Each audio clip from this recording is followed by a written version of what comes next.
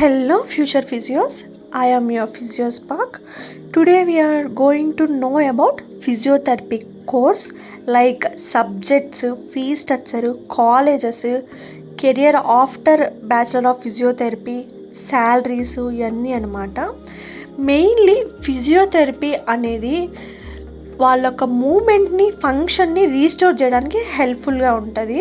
ఎవరైతే injuries, illness, disability ఇలాంటివన్నీ అయి ఉంటారో దానికోసం మనం ఫిజియోథెరపీ వాడతామన్నమాట.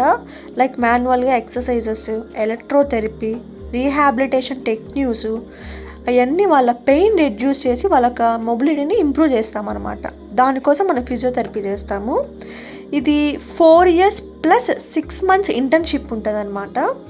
12th మనము BiPC like biology, physics, chemistry ఇలాంటివి చేసి ఉంటాము. 50% మినిమం ఉండాలి.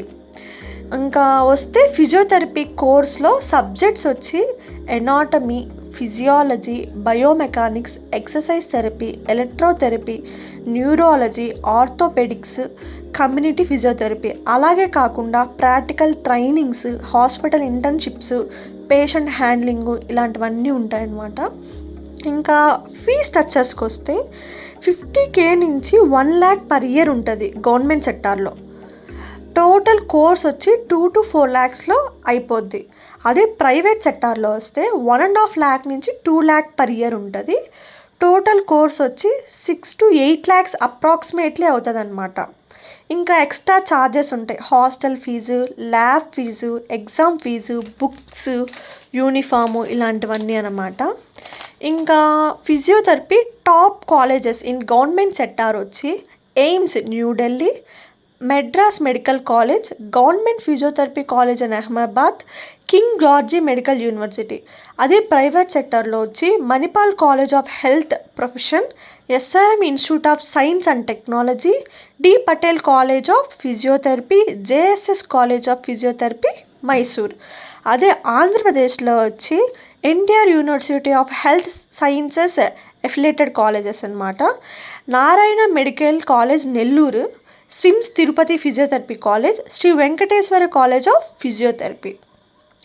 Career opportunities after bachelor of physiotherapy వచ్చి మనం ఎంపీటీ అంటే పీజీ అనమాట చేసుకోవచ్చు.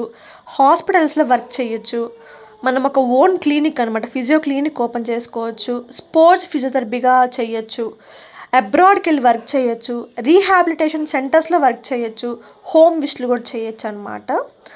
ఇంకా శాలరీ విషయానికి వస్తే ఫ్రెషర్స్కి 50K నుంచి 30K per month ఉంటుంది. అదే 1 to 3 years ఎక్స్పీరియన్స్ ఉన్న వాళ్ళకి 30 నుంచి 60K ఉంటుంది. సీనియర్ ఫిజియోథెరపీకి 60 నుంచి 1 lakh ప్లస్ ఉంటుంది అనమాట. అది ఓన్ క్లినిక్ వచ్చి డిపెండ్స్ ఆన్ పేషెంట్స్ ఏరియా అంతా డిపెండ్ అయితే 50K నుంచి 2 lakhs per month ఉంటుంది అనమాట. That's it. Today we are end with this topic. Thank you for watching. Like, subscribe and share.